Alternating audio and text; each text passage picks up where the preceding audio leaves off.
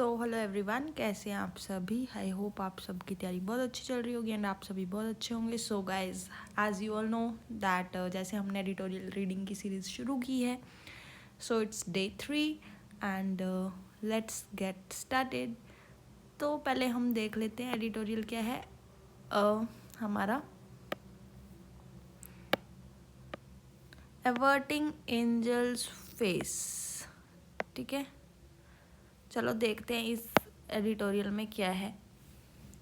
पहले हम इसकी वो कैब कर लेते हैं, उसके बाद हमें ये समझ में आएगा जब हम रीड करेंगे, ठीक है। चलो वो कैब पे आते हैं। सबसे पहले मैंने कुछ ज़्यादा ही इसमें छोटी मोटी वो कैब भी इंक्लूड होगी है, ठीक है, तो इग्नोर करना उसे, बट ये एडिटोरियल के हिसाब से है, ठीक है। सो आर्टिफिशियल इंटेलिजेंस क्या होता है? The simulation of human intelligence in machines, की ह्यूमन इंटेलिजेंस को हम इन्वॉल्व कर रहे हैं मशीन्स के साथ। Governance, the system by which an organisation or a country is controlled और मैनेज्ड, कि कंट्री कैसे कंट्रोल हो रही है, मैनेज हो रही है, वो वाला सिस्टम उसको कहते हैं गवर्नेंस। ट्रस्ट, कॉन्फिडेंस, रिलायबिलिटी या इंटीग्रिटी, किसी चीज़ में हमें कितना कॉन्फिडेंस है, ठीक है। नेक्स्ट, ऑटोमेशन क्या होता है? Use of technology to perform task without human intervention, humans को बिना इन्वॉल्व किए टेक्नोलॉजी से काम कराना। Efficiency, the ability to accomplish a task with minimal wastage of time and resources, कि हम किसी टास्क को कैसे अकम्प्लिश कर रहे हैं without wasting resources. Engels pause, Engels pause क्या है? A phase where technology benefits firms, मतलब एक ऐसा फेज जिसमें टेक्नोलॉजी बेनिफिट्स तो हो रहे हैं बट जो रियल वेजेस हैं वो स्टेगनेंट रह रही हैं, मतलब जो हमारी इसेंशियल्स की डिमांड है वो कम हो रही है, ठीक है, बट जो हमारी जैसे कि बहुत ज़्यादा लग्जूरियस आइटम्स हैं उनकी डिमांड बढ़ रही है। So a phase where technology benefits firms, firms को बेनिफिट हो रहे हैं बट रियल वेजेस, मतलब रियल वेजेस कांस्टेंट हैं। इकोनॉमिक स्ट्रेन, फाइनेंशियल प्रेशर आ रहा है या हार्डशिप आ रहा है किसी भी कंट्री में या सेक्टर में।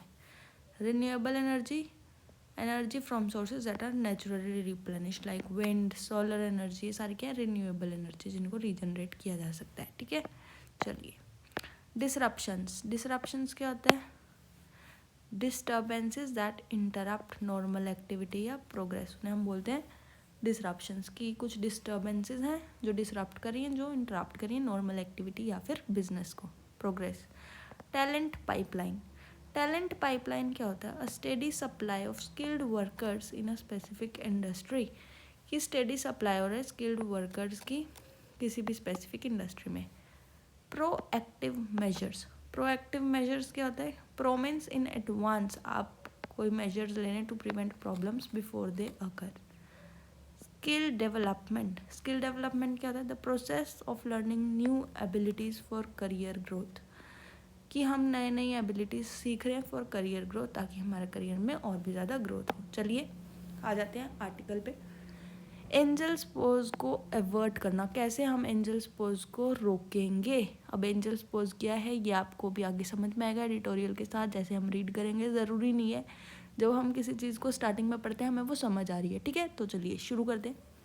Prime minister Narendra Modi highlighted India stance on the evolving AI landscape at the AI Action Summit in Paris on Feb 11, stressing the need for governance and standards जो अपहोल्ड करते हैं हमारी shared values, address risk and build trust. तो prime minister Narendra Modi ने India का एक stance दिखाया है, इंडिया का एक कि इंडिया का क्या व्यू पॉइंट है इवॉल्विंग आर्टिफिशियल इंटेलिजेंस को लेके, कहाँ पे AI समिट में जो पेरिस में हुई, कब हुई? Feb 11 को।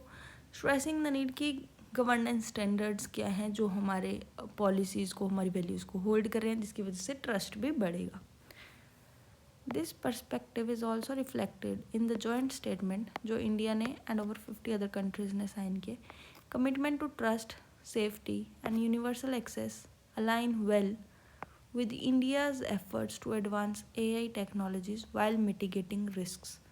तो बोल रहा है ये जो पर्सपेक्टिव है, जो गवर्नेंस स्टैंडर्ड्स हैं, ये जॉइंट स्टेटमेंट जो साइन किए हैं इंडिया ने, ओवर 50 कंट्रीज़ ने भी, इसमें ट्रस्ट, सेफ्टी, यूनिवर्सल, मतलब जो भी हम करने वाले हैं वो हमारे एफर्ट्स अलाइन करेंगे, किसके साथ अलाइन करेंगे, एआई टेक्नोलॉजी के साथ, रिस्क को मिटिगेट करते हुए, मिटिगेट मतलब कम करते हुए, कि हम उससे कैसे रिस्क को भी कम करें और एआई में भी आगे बढ़ें।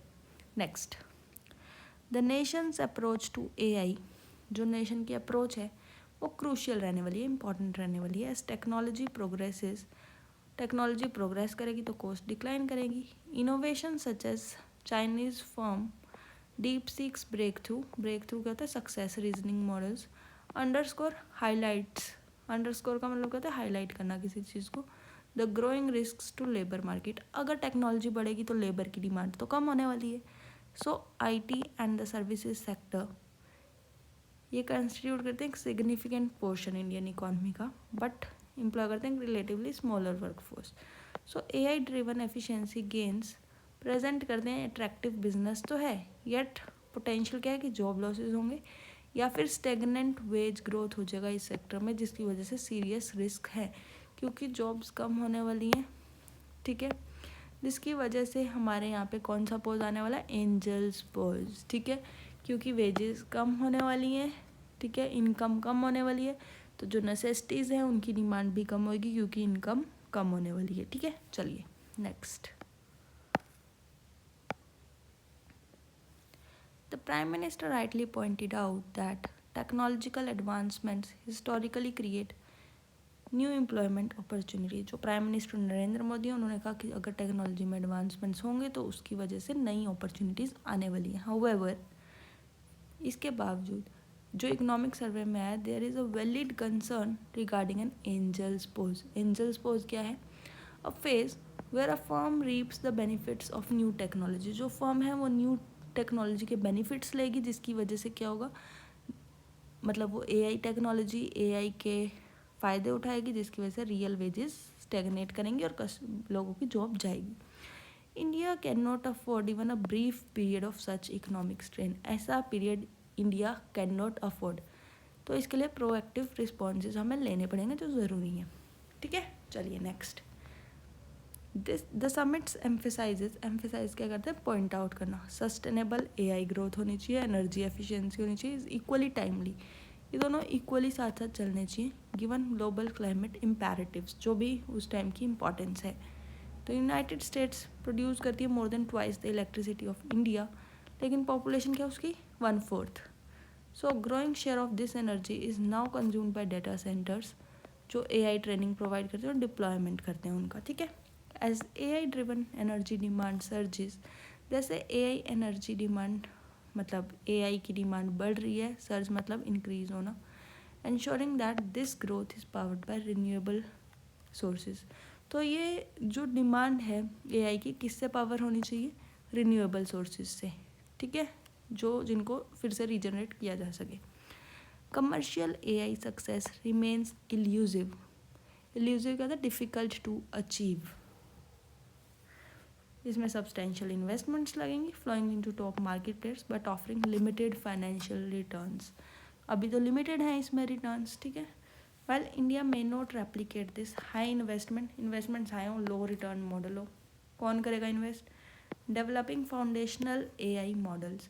तो अब हमें फाउंडेशनल एआई मॉडल्स लेने पड़ेंगे that are tailored to Indian needs, जो इंडिया के हिसाब से चलेंगे, ठीक है। So leveraging emerging efficiencies and maximizing AI's potential must remain central। ये सेंट्रल पार्ट है इंडिया की स्ट्रेटेजी का, ठीक है। चलिए लंबा होगा ना थोड़ा editorial. The India's AI mission initiatives such as subsidised access to GPU graphics processing unit clusters और फंडिंग प्रॉमिसिंग प्रोजेक्ट्स के लिए एनकरेजिंग स्टेप्स है टुवर्ड्स दिस गोल। अगर ये सब सब्सिडाइज्ड एक्सेस होगा इस पर कम रेट्स पे और फंडिंग मिल जाएगी तो ये ठीक है। Looking ahead, integrating AI education skills training at scale, ये इसेंशियल है, ज़रूरी है।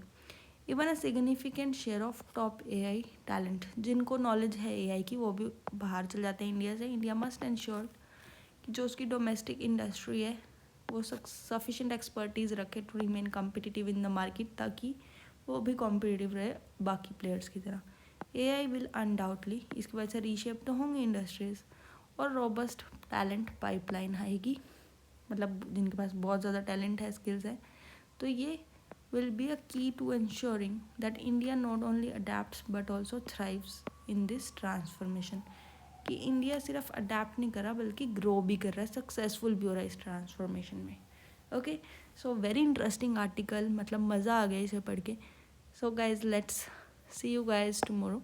ठीक है, तो मिलते हैं कल के वीडियो में. Till then do hit the like button and subscribe the channel. Bye guys, take care.